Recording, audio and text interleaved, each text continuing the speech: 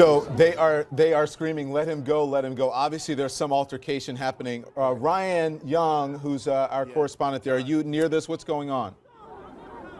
Yeah, Don, we're right in the middle of this. We're on the backside. It looks like officers are trying to arrest someone. The crowd has decided they are surrounding the officers. There are video cameras now. Everyone's using their iPhones to record the situation. There is some pushing in the middle.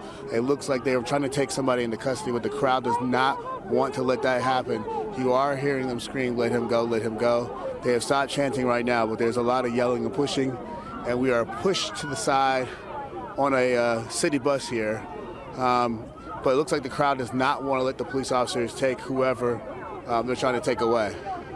Okay, that's Ryan Young. So you can see how this peaceful thing so far has just changed in a couple of seconds. We actually saw people running down Michigan Avenue to come back here, and then all of a sudden officers grabbed a young man, and they are trying to pull him off the side of this bus at this point. Well, I mean, there's no violence, right? This is just something. This is just an altercation. What's an altercation in the crowd? This is when officers get scared. Yeah. You've got a crowd. Yeah, we are not sure exactly what happened, but there's definitely some pushing going on. Okay, go ahead, Harry.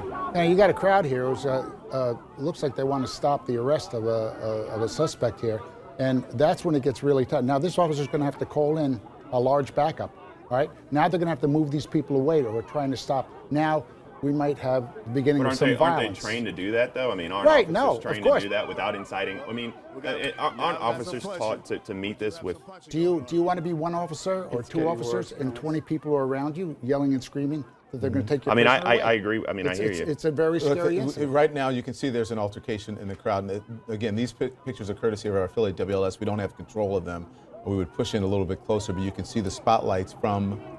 This is from news cameras are there on the scene. Of course, people there filming this with their cell phone cameras. Again, all playing out live now on the streets of Chicago.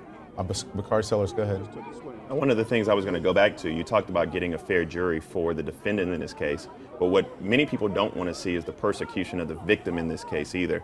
Because one of the first things that we do in this country is we go back and people start digging up the victim's past and talking about this and tarnishing this young man as if he wasn't a 17-year-old child who was a victim. I haven't heard anyone do that. I'm not saying that it has not been done, but I haven't heard anyone do that yet. But again, I want to tell our viewers, you're looking at an altercation now on the streets of Chicago. We're talking about Harry Hawk, who is a retired former NYPD detective, is saying this is when police officers get scared, and this is when you tend to see things start to escalate.